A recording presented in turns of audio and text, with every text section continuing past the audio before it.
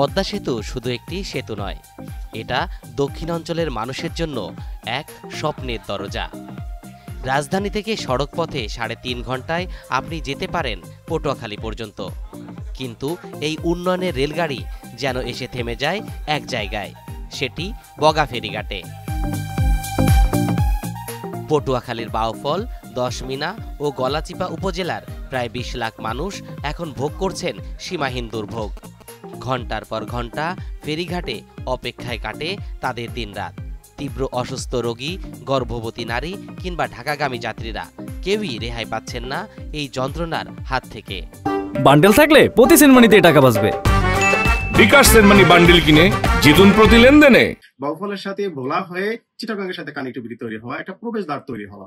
আর সারা বাংলাদেশের ভিতরে এই বাউফল হচ্ছে সবচেয়ে বেশি শিক্ষিত প্রবণ এলাকা।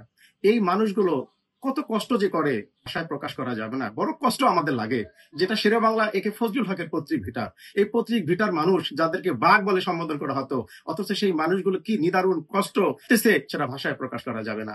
সেটার যে ব্যবসা, সেটা বাউফল নিয়ন্ত্রণ করতেছে বাংলাদেশে। এখন আমাদের প্রচুর পরিমাণে লক্ষ লক্ষ কোটি কোটি টাকার তরমুজ হচ্ছে, সেটা আমরা পরিবহন করতে পারছি না। তার থেকে সবচেয়ে বেশি নিদারুণ কষ্ট যেটা আমাদের গর্ভবতী যে মাগুলো, আমাদের বাউফলে ৪টি উপজেলায় একটি গর্ভবতী ডেলিভারি হাসপাতাল না থাকার কারণে কত গর্ভবতী মা যে এই ব্রিজের গোড়ায় এসে মারা গেছে তার কোনো ইয়াত্তা নাই। চিকিৎসা, ব্যবসা সবকিছু আমরা সবচাই থেকে আমরা বঞ্চিত। আমি বলবো যে আমাদের জন্য এই ব্রিজটা খুব তাড়াতাড়ি হয়। এইখানটায় আমাদের প্রচুর লোকের যাতায়াত, প্রচুর গাড়ি যায়, ঘন্টার পর ঘন্টা এসে আমাদের এখানে দাঁড়াই থাকতে হয়, বাচ্চা কাচ্চা সবাই কষ্ট হয়। এই অঞ্চলের কৃষক, জেলে ও ক্ষুদ্র ব্যবসায়ী প্রতিদিনই হারাচ্ছেন সময়, পণ্য আর টাকা।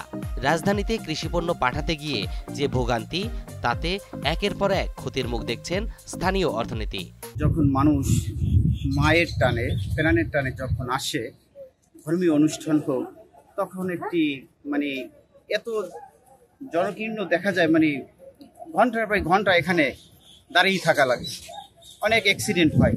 যখন আমাদের বৃষ্টি হয়ে গেলে আশা করি আমরা এখান থেকে আমরা পরিত্রাণ পাবো। তো এখন বর্তমান যে সরকার আছে তাদের কাছে আমাদের এই দক্ষিণাঞ্চলের মানুষের প্রত্যাশা যাতে এই বৃষ্টি দ্রুত হয়। একটা ফেরি এই আধা ঘন্টা, 1 ঘন্টা, 2 ঘন্টা প্রায়শই এখানে আমাদের আসতে হয়। এর বাহিরে এই ফেরির অবস্থাও জরাজীর্ণ। ওঠার সময়, নামার সময়, দুই সময় গাড়িগুলো বিপদ সংকুল পরিবেশ পাড়ি দিয়ে তারপরে এপার ওপার হয়। এই ফেরির জন্য আধা ঘন্টা থেকে 1 ঘন্টা, 1 ঘন্টা বেশি সময় লাগে। রুগীটা হচ্ছে, এবং আমাদের অসুস্থ রোগীদের জন্য যে সমস্যাগুলো হয়, জায়গাটা অসুস্থ রোগী আমাদের বরিশাল মেডিকেল এখানে নেওয়ার জন্য আমাদের সর্বোচ্চ 1 থেকে 1.5 ঘন্টার সময়, কিন্তু সেখানে আমাদের 3 ঘন্টাও লেগে যায়। বছরের পর বছর দাবি উঠেছে, আমাদের চাই বগা সেতু। সরকার এসেছে, সরকার গেছে, প্রতিশ্রুতি মিলেছে, কিন্তু হয়নি বাস্তবায়ন। ২০১১ সালে চীনের সাথে স্বাক্ষরিত হয় সমঝোতা চুক্তি। নবম চীন মৈত্রী সেতু হিসেবে বগা সেতুর ঘোষণা হয়। চীনা বিশেষজ্ঞরা এলাকা পরিদর্শন করেছেন, ফিজিবিলিটি স্টাডিও শেষ। তবে এখনো হয়নি সেতুর কাজ শুরু।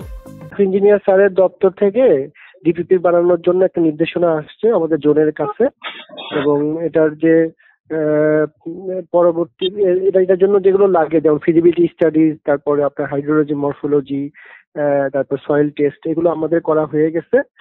আমরা শুধু এলএকেএস থেকে তৈরি করব এবং পরবর্তীতে আরো কিছু ইয়া করে ডিপিপিটা ডিপিপিটা বানাবো আর কি। ডিপি বানানোর পরে এটা এখন অনুমোদন হতে যে সময় লাগে। বগা সেতু নির্মিত হলে খুলে যাবে দক্ষিণের এই প্রান্তিক অঞ্চলের সম্ভাবনার দ্বার।